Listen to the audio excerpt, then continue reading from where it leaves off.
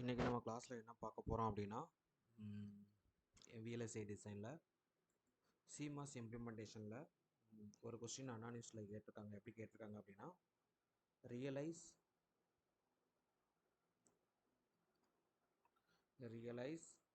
தி 4:2 encoder using CMOS logic அப்படின்னு கேட்டிருக்காங்க. using CMOS logic. So இதை எப்படி ட்ரா பண்ணுறது அப்படின்றதான் இப்போ பார்க்க போகிறோம். ஸோ ஆக்சுவலாக 4:2 என்கோடர் அப்படின்னா 4:2 என்கோடர் அப்படின்னா இதை எப்படி தோணா யூஸ்வலாக என்கோடர்ன்றது என்னது 2n n.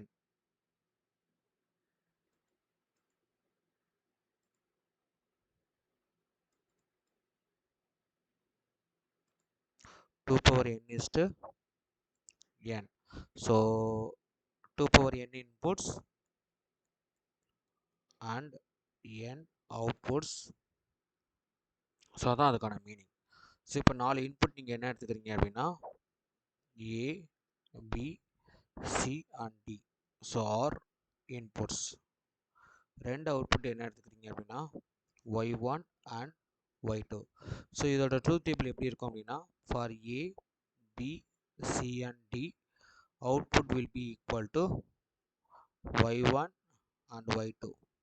ஸோ எல்லா இன்புட்டுமே ஜீரோவாக இருந்தது அப்படின்னா so Y1 Y2 will be equal to 0. A equal to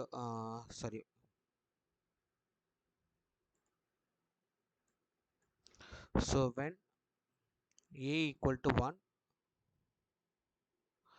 Y1 Y2 is equal to 0 0. When second input B equal to 1, it will be encoded as 0 1. When third input C is equal to 1, it will be encoded as 1 0. When fourth input D is equal to 1, it will be encoded as 1 1. ஓகேவா?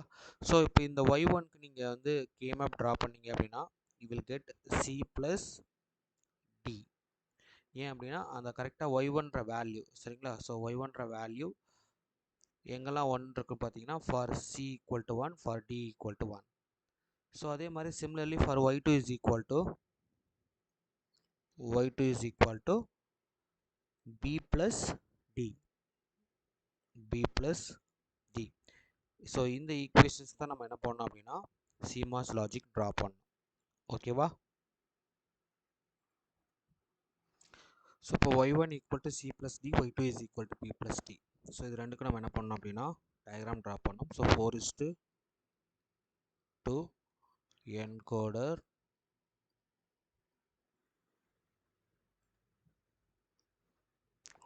y1 is equal to C plus D, y2 is equal to B plus D. So இப்போ plus symbol இருந்துச்சு அப்படின்னா நம்ம எப்படி draw பண்ணணும் அப்படின்னா PMOS வந்து சீரீஸில் இருக்கும் சரிங்களா? PMOS சீரீஸில் இருக்கும். NMOS எப்படி இருக்கும் அப்படின்னா பேரலாக இருக்கணும். PMOS C and D, NMOS C parallel with input D. So இது என்ன அப்படின்னா ground.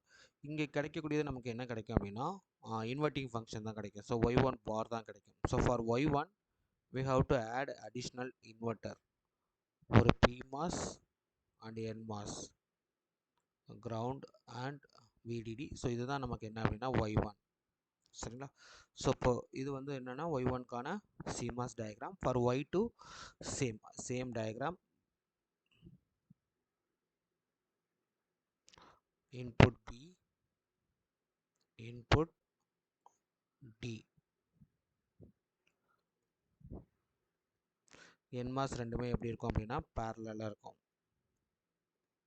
B and D. So இது வந்து கிரவுண்டில் இருக்கும்.